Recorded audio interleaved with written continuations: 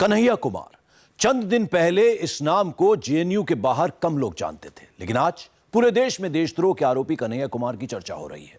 जी हां, तिहाड़ जेल में 22 दिन गुजारने के बाद गुरुवार की रात कन्हैया कुमार बाहर आ चुके हैं। बीती रात किसी रॉक स्टार की तरह जेएनयू कैंपस में कन्हैया कुमार का स्वागत हुआ और फिर उसने छात्रों के बीच केंद्र सरकार के खिलाफ हल्ला बोल दिया। वहीं आज कन्हैया कुमार ने प्रेस कॉन्फ्रेंस कर एक बार फिर से देश की सबसे बड़ी ताकत को ललकारा। कहने के लिए कन्हैया जेएनयू कैंपस के भीतर छात्रों का नुमाइंदा है, लेकिन देशद्रोह के आरोप में तिहाड़ जेल से बाहर आने के बाद उसका अंदाज और आवाज दोनों मजे हुए सियासी नेता जैसे हो गए हैं। ऐसा लगता है जैसे कन्हैया कुमार स्टूडेंट नेता नहीं बल्कि एक बड़े राजनेता हों। जेल से निकलकर एक रात जेएनयू में गुजारकर आधी रात को मजमा लगाकर दोपहर बाद प्रेस कॉन्फ्रेंस बुलाकर कतारबद्ध कैमरों के सामने फ्लैश के बीच एक मजे हुए नेता की तरह एंट्री हुई कन्हैया की। अंदाज सियासी, आवाज सियासी और इस प्रेस कॉन्फ्रेंस का आगाज भी सियासी। जेएनयू का मसला कोई नया नहीं है, क्योंकि जिस तरीके से आज हमारे कैंपस को मलाइन करने की एक साजिश की गई, ना वो साजिश नहीं है, ना उन साजिशों के खिलाफ हमारा संघर्ष नया है। जब जब इस देश के अंदर लोकतांत्रिक आवाज को सत्ता अपने तंत्रों से दबाने की कोशिश करती है, जेएनयू उठ खड़ा होता है और बताता है कि JNU think today, society think tomorrow. हर जुमले पर तालियां बजाने वाले छात्रों का झुंड पीछे खड़ा था। कन्हैया ने बोलना शुरू किया। शब्दों पर भले ही छायावाद का मुलम्मा चढ़ा था, लेकिन समझने वाले समझ गए जेल रिटर्न कन्हैया के सियासी टर्न का मतलब। कन्हैया की बातों में राजनीतिक महत्वाकांक्षाओं के घालमेल का मतलब। कि 22 दिन में जेल में, ये मेरा व्यक्तिगत बात है, मैं शेयर करना चाहता हूं। मेरे अंदर जो सबसे मजबूत आशावादी चीज आया वो यही था कि ये काले बादल लाख कोशिश कर लें, ये लाल सूरज को छुपा नहीं पा रहे हैं जो नीला आकाश में निकला है। यह जो नीला आकाश में लाल सूरज निकला है, इसको काले बादल छुपा नहीं पाएंगे। जो बोलना चाहता था कन्हैया वही बोला, सब कुछ बोला, लेकिन बचते हुए। और सवालों के चक्रव्यूह में जिक्र जब अफजल गुरु का आया तो कतरा कर निकल गया, बिल्कुल एक मजे हुए नेता की तरह। कि अफजल गुरु भारत का, भारतीय संविधान के अनुसार इस देश का एक नागरिक था। अखंड भारत का हिस्सा जम्मू कश्मीर उसका एक निवासी था और उसको कानून ने सजा दी है। जो सजा दी है उस सजा के ऊपर बोलना, वही कानून इस देश की जनता को इजाजत देता है और जो लोग कर रहे हैं ये उनका संवैधानिक अधिकार है। कन्हैया का जवाब था, अफजल अखंड भारत का नागरिक था, लेकिन आदर्श अफजल गुरु नहीं, रोहित है। कन्हैया ने ये उत्तर नहीं दिया कि अफजल एक आतंकी था। यह शहादत देश को बचाने की शहादत है और तुम जो बांटने की साजिश कर रहे हो, इस देश के किसानों को, किसान के बेटे को, किसान की बेटियों को और उसका वो बेटा जो सीमा पे लड़ रहा है, उसको तुम ये बांट नहीं पाओगे, क्योंकि देशभक्ति और राजद्रोह में फर्क होता है। देशद्रोह और राजद्रोह में फर्क होता है। खैर, सीधे सवालों को जवाबों की भूल भुलैया में गुम कर देने का नुस्खा अब शायद सीख चुका है कन्हैया। तभी तो बिहार के बेगूसराय के एक छोटे से कस्बे से आने वाला कैंपस का एक लीडर देश की सबसे बड़ी ताकत को ललकारने लगा। देशद्रोह के आरोप में जिस कन्हैया को रिहा करने से पहले अदालत ने देशभक्ति की लंबी चौड़ी नसीहतें दी, उस कन्हैया की जुबान तो सियासत का इकरार कर रही थी, मगर कन्हैया खुद को नेता मानने से इनकार कर रहा था। लेकिन पिछले 22 दिनों में मैं कुछ इडियट सा बन गया हूँ। 3 इडियट देख रहा था मैं, तो उसमें एक बार कहता है अभिनेता, वो जो बच्चा पैदा होने वाला है, भाई तुम अंदर ही रहना, बाहर बहुत गड़बड़ है।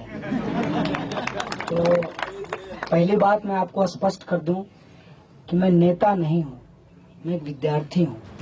लब्बो लुआब ये कि पूरा देश लाइव देख रहा था कन्हैया का ये भाषण, वो भाषण जिसमें बदले बदले से कन्हैया की झलक थी, वो भाषण जिसमें कन्हैया के भविष्य का अक्स था। लेकिन कुछ सवाल हैं जो इस बदले हुए कन्हैया से पूछना तो बनता है। मसलन, क्या अफजल गुरु को आतंकी मानता है कन्हैया? कन्हैया की नजर में देशद्रोह की परिभाषा आखिर क्या है? क्या कन्हैया के दिल में नेतागिरी की महत्वाकांक्षाएं अब हिलोरे मार रही हैं? हो सकता है वक्त इन सवालों के जवाब खुद ब खुद दे दे। और आइए अब आपको दिखाते हैं जेएनयू छात्र संघ के अध्यक्ष कन्हैया कुमार के भाषण, उसके तीखे तेवर, उसके बेखौफ अंदाज पर कई सियासी पार्टियां दिल खोलकर तारीफ कर रही हैं। आखिर ऐसा क्या कर दिया है कन्हैया ने कि कोई उसे छोटा पैक बड़ा धमाका बता रहा है तो कोई मोदी विरोध का नया चेहरा। इसका जवाब कन्हैया के उन सियासी डायलॉग्स में छिपा है जो उसने बीती रात जेएनयू कैंपस में बोले।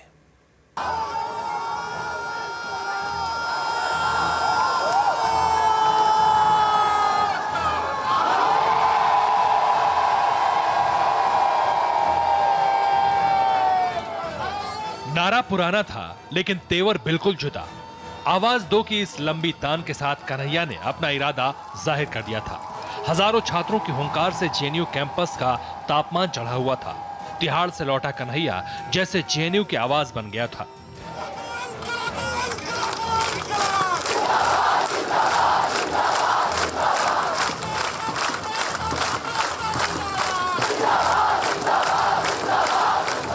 नारे थे, जोश था, मजमा था, माहौल। कन्हैया को एहसास था कि यह बहुत बड़ा मौका है, बहुत बड़ा मंच है। कन्हैया को पता था कि 10 दिन तिहाड़ में गुजारने की वजह से देश उसे सुन रहा है, लिहाजा सबसे पहले उसने आजादी का नारा बुलंद किया।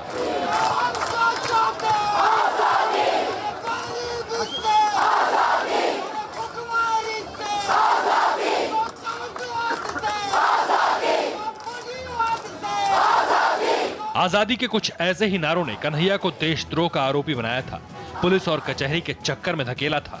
तो आगे बढ़ने से पहले कन्हैया ने अपनी बात साफ की, आजादी देश से नहीं चाहिए, आजादी देश में चाहिए। देश के अंदर जो समस्या है, क्या उस समस्या से आजादी मांगना गलत है? ये क्या कहते हैं, किससे आजादी मांग रहे हो? तुम ही बता दो कि क्या भारत ने किसी को गुलाम कर रखा है? नहीं, तो ऑब्वियसली भारत से नहीं मांग रहे हैं। भारत से नहीं मेरे भाइयों, भारत में आजादी मांग रहे हैं।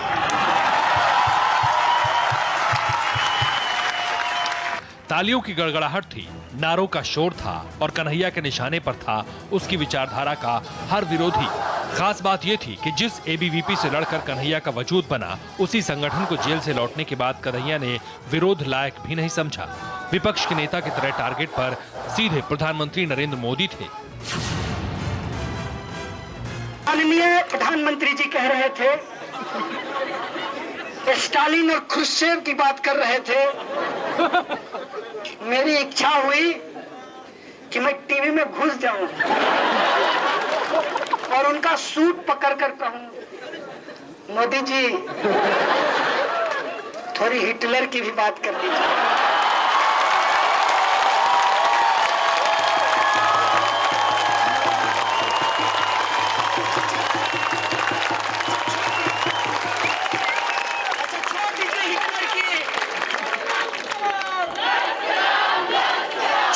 हिटलर की, मुसोलिनी की बात कर दीजिए जिसकी काली टोपी लगाते हैं, जिससे आपके गुरुजी गोलवलकर साहब मिलने गए थे और भारतीयता की परिभाषा जर्मन से सीखने का उपदेश दिया था। प्रधानमंत्री जी ने ट्वीट किया है, कहा है सत्यमेव जयते। मैं भी कहता हूं प्रधानमंत्री जी, आपसे भारी वैचारिक मतभेद है, लेकिन सत्यमेव जयते चूंकि आपका नहीं इस देश का है, इस संविधान का है, मैं भी कहता हूं सत्यमेव जयते। रोहित वेमुला की खुदकुशी मामले पर संसद के अंदर मानव संसाधन मंत्री स्मृति ईरानी ने जवाब दिया था। कन्हैया ने स्मृति पर भी चुटीले अंदाज में हमला किया।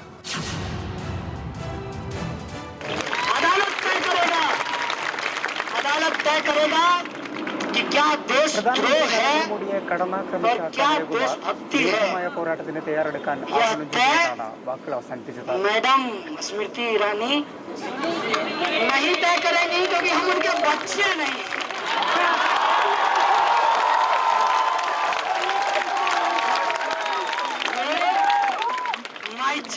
My child. प्रधानमंत्री नरेंद्र मोदी കടന്നാക്രമിച്ച കനയ്യകുമാർ ദീർഘമായ പോരാട്ടത്തിന് തയ്യാറാണ്. വിദ്യാർത്ഥികളുടെ ആഹ്വാനം ചെയ്തുകൊണ്ടാണ് വാക്കുകൾ അവസാനിപ്പിച്ചത്. कैमरामैन जीजी पिल्लैക്കൊപ്പം राजेश कोइकल, मातृभूमि न्यूज। एक बात मैं कह देता हूँ, और मेरी जो महिला साथी है वो अदरवाइज ना ले। मैंने पहली बार स्मृति ईरानी जी के अभिनय कौशल को देखा। पार्लियामेंट में क्या परफॉर्मेंस था। मैं थोड़ी देर के लिए भूल गया कि मैं क्या देख रहा हूँ। ये लोकसभा चैनल है, लोकसभा टीवी है या स्टार प्लस है। जेल रिटर्न्स, कन्हैया का सियासी टर्न हम आपको दिखा रहे हैं। आइए अब आपको दिखाते हैं कैसे सियासत का सेंटर पॉइंट बन गए हैं कन्हैया कुमार।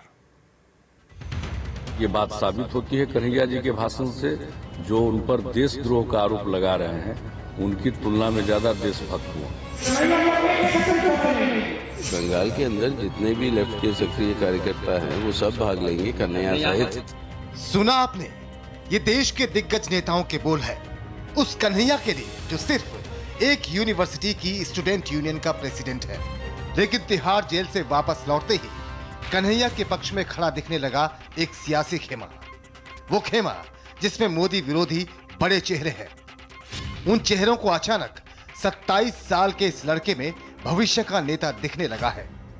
राहुल गांधी और नीतीश कुमार जैसे नेता भी प्रधानमंत्री नरेंद्र मोदी पर हमले के लिए कन्हैया के नाम का इस्तेमाल कर रहे हैं।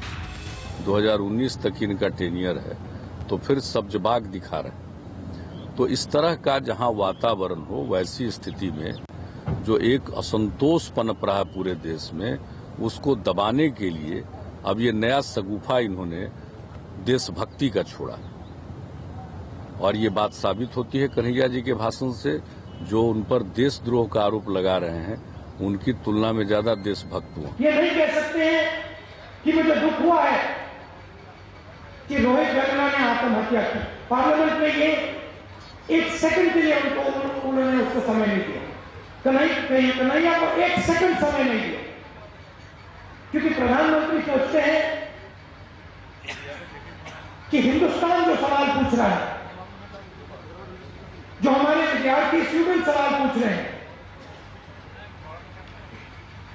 उन सवालों का जवाब नरेंद्र मोदी को देने की जरूरत है।